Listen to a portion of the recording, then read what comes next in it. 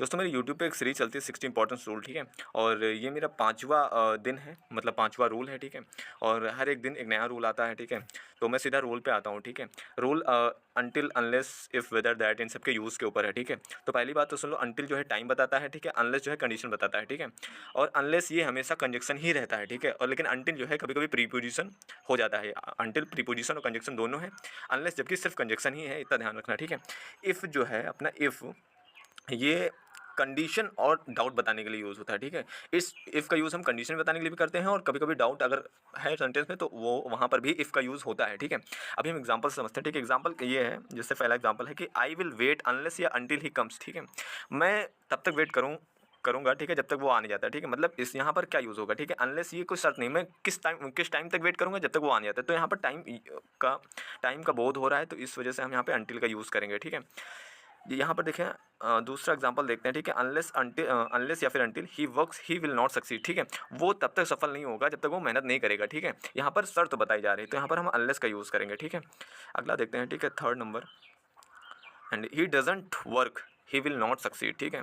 अगर वो काम नहीं करेगा तो कभी सफल नहीं होगा, ठीक है। अब यहाँ पर अनलेस कंडीशन अनलेस यूज़ कर सकते हैं, बट नहीं, क्योंकि यहाँ पर नॉट लगा है। और एक बात ध्यान रखना, अनलेस और अनटिल के साथ हमें नॉट कभी नहीं आएगा, ठीक है। कभी आएगा ही नहीं, ठीक है।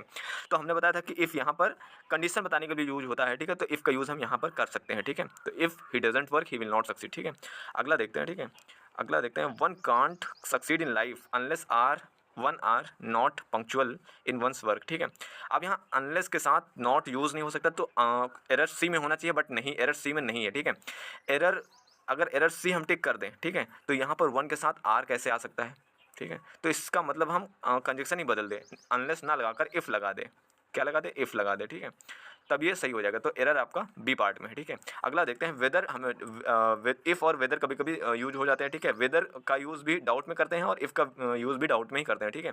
लेकिन वेदर अगर चॉइस करना हो तो वहाँ पर वेदर यूज़ करेंगे, अन्यथा हम इफ़ और वेदर दोनों यूज़ कर सकते हैं। लेकिन अगर चॉइस आ गया तो वेदर ही करेंगे। और दैट का यूज़ हमेशा सर्टेनिटी के लिए यूज होता है, ठीक है। आगे देखते हैं, ठीक है। And if I don't